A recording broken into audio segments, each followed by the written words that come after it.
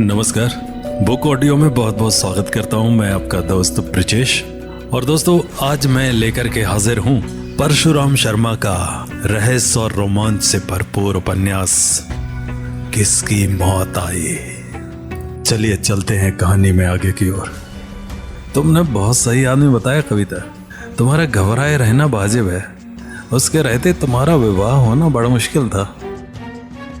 लेकिन राजीव, तुमने कहा था कि हरिभजन के मरते ही तुम उसकी सारी दौलत के उत्तराधिकारी बन जाओगे। तुमने हमेशा मुझसे छिपाए रखा। अब तो बता दो मेरे राजा, तुम्हारा उससे क्या संबंध है। बताता हूँ, अब डर ही क्या है। कल मेरा वकील कार्रवाई शुरू कर देगा। पंडित हरिभजन, नाम और काम में फर्क देखो।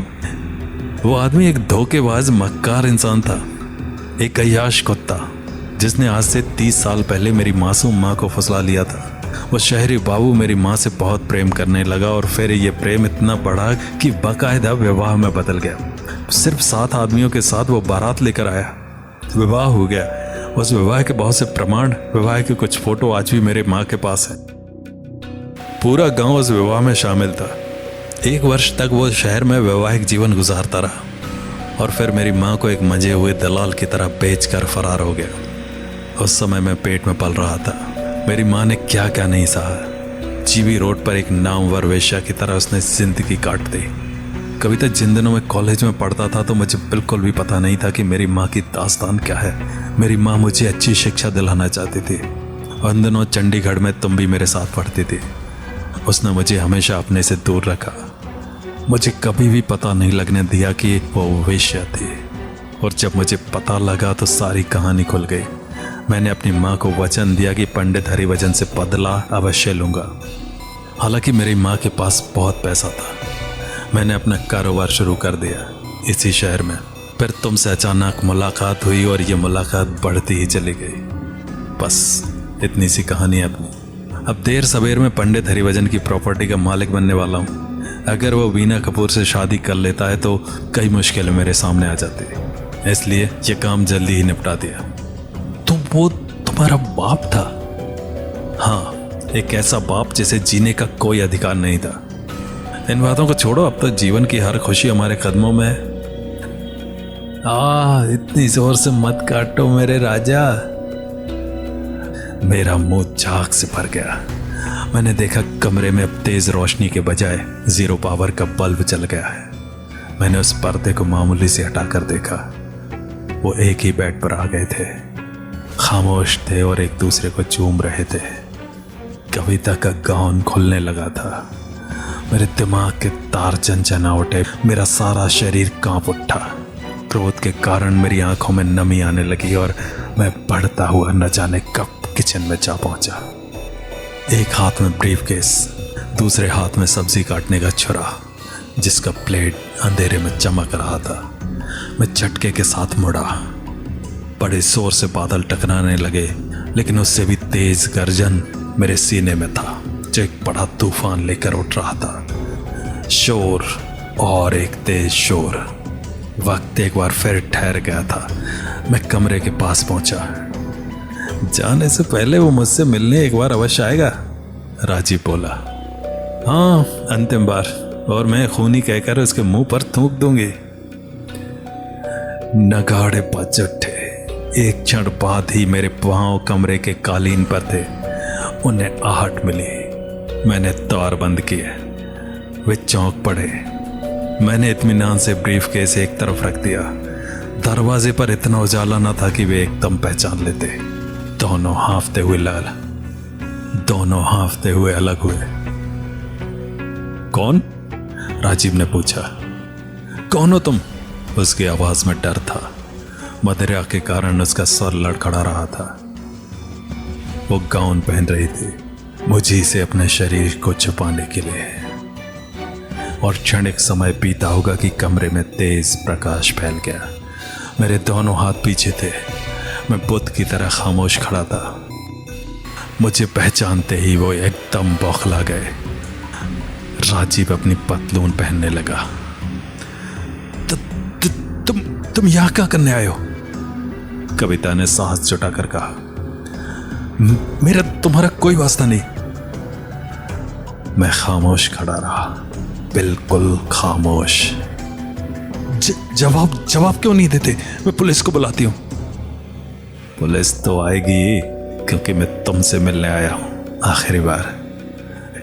आज के बाद हम कभी नहीं मिलेंगे। अब राजीव कुछ संभला। देखो मिस्टर वर्मा, भलाई इसी में है कि तू चुप रहे वैश्या की औलाद, मैंने जोर से कहा। फिर जोर से ब्रीफकेस उठाकर उसके मुंह पर फेंक दिया।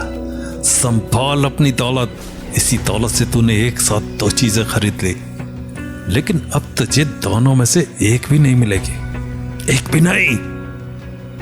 राजीव लड़खड़ाकर मेज से टकराया। स्कॉच की बोतल खनक कर फर्श पर जा पड़ी। ब्रीफकेस खुला और नोट बिखर पड़े, रद्दी कागजों की तरह। इस समय वो 3 प्राणियों के बीच सिर्फ कागज थे। चोट के कारण उसके मुंह से खून बह निकला था। कमीने, तेरी ये मजाल! वो गुस्से से भर गया। मेरी आंखों की पुतलियां मुड़ी। वो मुझ पर झपट पड़ा था। मैं चाहता तो चाकू उसके पेट में घोंप देता, लेकिन मैंने ऐसा नहीं किया। थोड़ा सा झुका और सिर की टक्कर उसके मुंह पर दे मारी।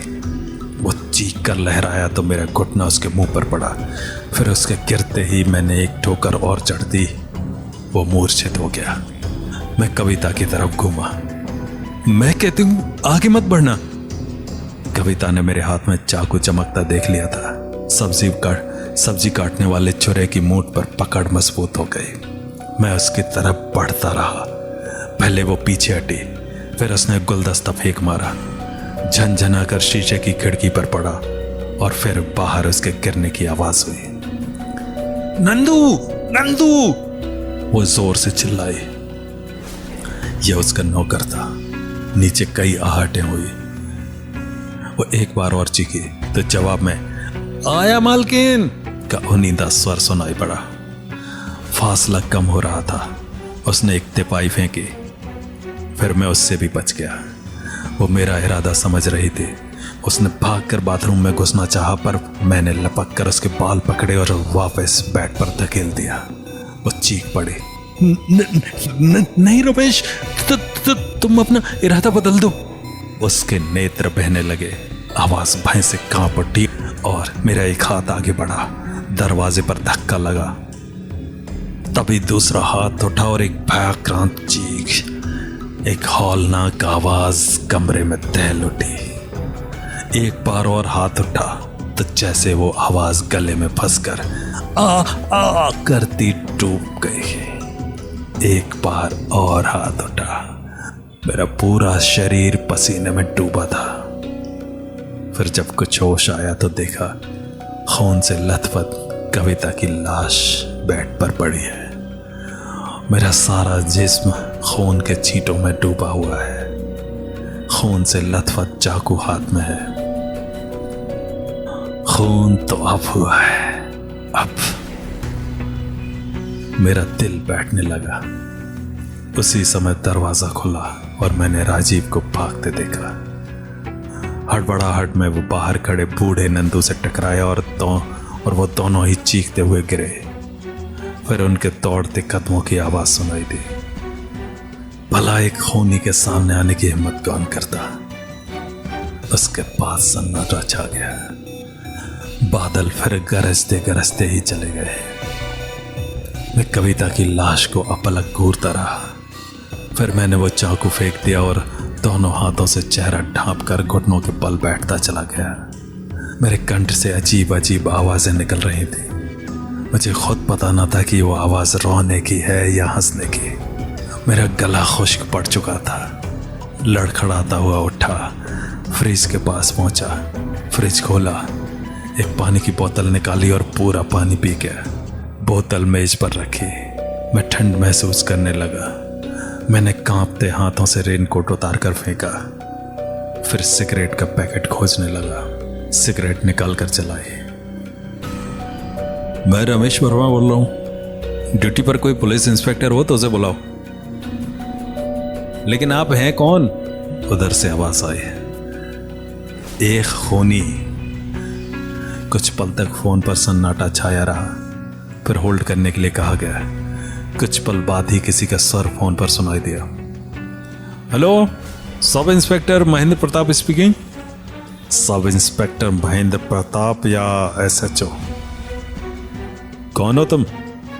मैं तुम्हारी आवाज पहचान रहा हूं, लेकिन तुम मेरी नहीं। मैं रमेश वर्मा हूं, रमेश वर्मा। मैं तुम्हें पहचान रहा हूं। इतनी रात को क्या मुसीबत है? मुझसे खून हो गया इंस्पेक्टर, मुझे आकर गिरफ्तार कर लो। क्या क्या खून? हाँ खून। और कहानी जारी रहेगी अगले अंक में। तो मिलेंगे अगले अंक में। नमस्कार।